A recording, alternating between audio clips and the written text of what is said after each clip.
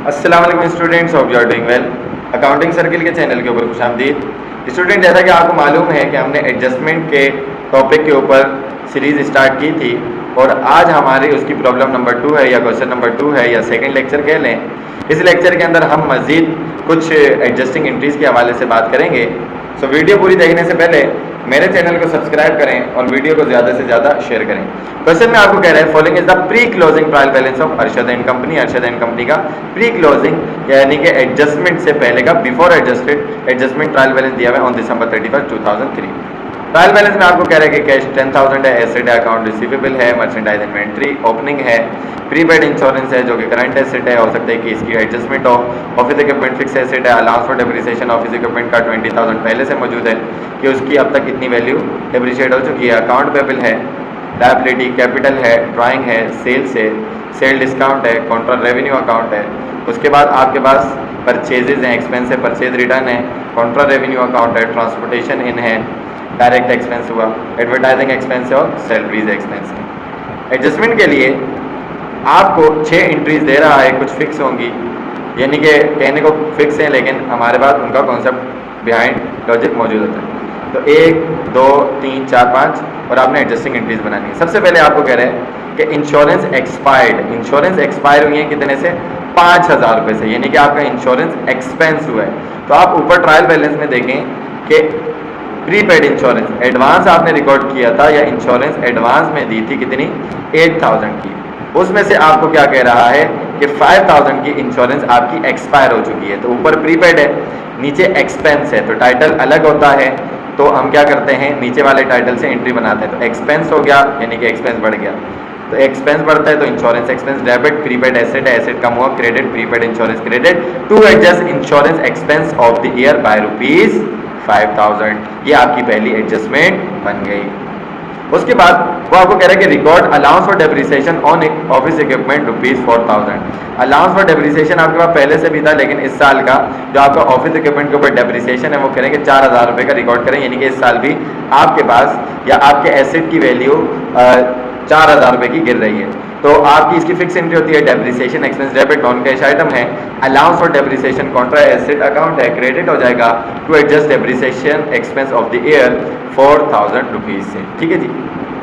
उसके बाद आपके पास थर्ड है अनपेड सैलरीज, 4,000 रुपीज की अनपेड सैलरीज हैं, यानी कि एक्सपेंस इनकर्ड हुआ बट पेड नहीं है। ऊपर आप देख सकते हैं कि सैलरी एक्सपेंस आपका 20,000 से पहले से रिकॉर्डेड है कि इतने का खर्चा हुआ है। नीचे आपको कह रहे हैं कि 4,000 रुपये से सैलरीज अनपेड है, यानी कि पे ही नहीं की गई। इसका मतलब एक्सपेंस इंक्रीज हो गया और पे नहीं किया तो लायबिलिटी भी इंक्रीज हो गई। तो फिक्स एंट्री इसकी भी बनती है जो हम रूल्स में बच्चों को सिखाते हैं।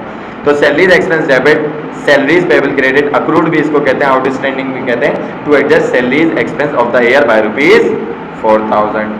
ओके जी। उसके बाद फोर्थ में आपको कह रहा है कि एडवर्टाइजिंग प्रीपेड, प्रीपेड एडवर्टाइजिंग का कुछ पोर्शन बच गया है, प्रीपेड हो गया, एक्सपायर नहीं हुआ, 2,400 रुपीज से। तो ऊपर देख लेते हैं कि एडवर्टाइजिंग कितने की थी। तो वो कह रहे हैं कि एडवर्टाइजिंग एक्सपेंस 17,000 रुपये का था, यानी कि आपने एडवर्टाइजिंग एक्सपेंस करना था 17,000, उसमें से 2,400 रुपये का पोर्शन बच गया, यानी कि एक्सपायर नहीं हुआ। इसका मतलब एक्सपेंस कम हुआ, एक्सपेंस कम होता है तो क्रेडिट, प्रीपेड पोर्शन बच गया, एसेट बढ़ता है तो डेबिट हो गया।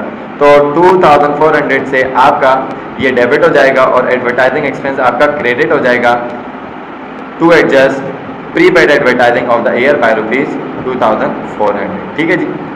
उसके बाद फिफ्थ एंट्री में आपको कह रहा है कि make allowance for doubtful account, doubtful यानी कि बैड डेट्स, वो अकाउंट जो आपको मिलने वाले नहीं है, शक है, 10% of the account receivable at year end. Year end पे अकाउंट रिसीवेबल का जो बैलेंस है और देख लेते हैं कि अकाउंट रिसीवेबल कितने का है। सर अकाउंट रिसीवेबल 24,000 का है। वो कह रहे हैं कि इसका 10% का, यानी कि इसको मल्टीप्लाई करेंगे 10% का मतलब होता है डिवाइडेड बाय 100, तो इतना जो है वो आपका डाउटफुल है, यानी कि आपको कस्टमर की तरफ से अनकलेक्टिबल है, मिलने वाला नहीं है।